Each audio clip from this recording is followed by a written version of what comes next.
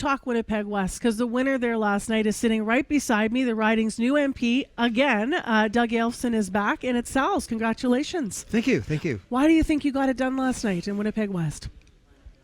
A lot of really hard work on the part of a lot of people. I had some very hardworking volunteers. I knew that going into it this time that there was a good chance because it was so close last time.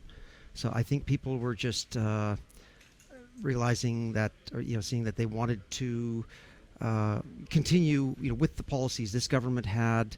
That there's a lot of things they cared about that they wanted to see preserved. Like what? What did they talk to you about at the doorsteps that they wanted to see preserved? They wanted to see pharmacare preserved. They wanted to see the dental program, child care. I think like $10 a day child care, the school lunch program, these things that would actually really help people that, Mr. Polyev had said he wanted to get rid of because he said these were not necessary programs, and people thought that this was concerning. They didn't want to lose those. How do you think that the ongoing trade war with the U.S. and sentiment towards President Trump impacted this election? It had a large effect. A lot of people were, have been very concerned about the events in the United States, not just from the trade perspective, but from the human rights perspective. Every day there's a new piece of news that's making people very concerned, and a lot of people told me they want to see Canada going in a much different direction than what we're seeing south of us. Your riding had been representative for the Conservatives, obviously, for the last 6 years.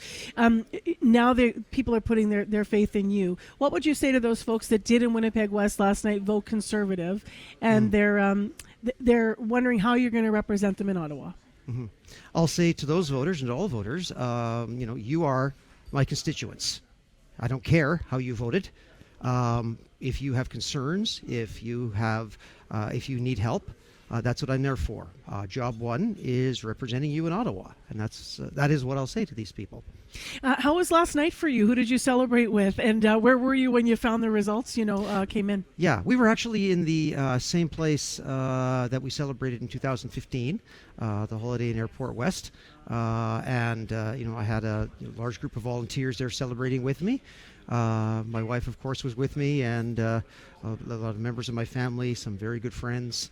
And I have to admit, we didn't celebrate long. We were all very tired by the end of the night. Yes, there's a lot of tired guests this morning. yes, yeah. And I had worked yesterday on a day shift in emergency, wow. So it was a long day. So let me ask you this then, Dr. Eyolfson. What does this do to you? How does this impact your job as a doctor now?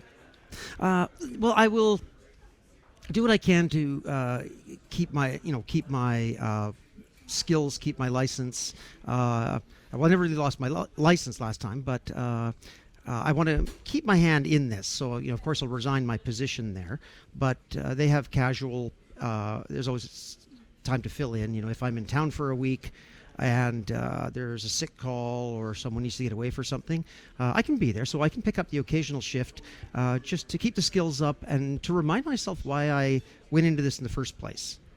Went into medicine or went into politics? Well, both. but I mean politics in that, yeah. I went in because of the things I saw in emergency and how I knew, policy affected my patients. What do you plan on doing differently this time around? Obviously, you fought to be returned to Ottawa. Mm-hmm. You were there, lost closely. Now you're back in Ottawa. What will you do, or how will you approach your job differently this time around? I don't know if I will approach it differently. I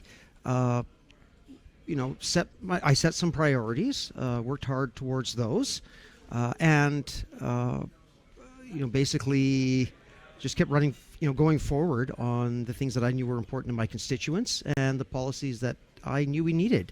And I guess now that we've had a start on pharmacare, the big difference is that because that is an established policy now, and we have the ball rolling on that, my main push is going to be working to expand that.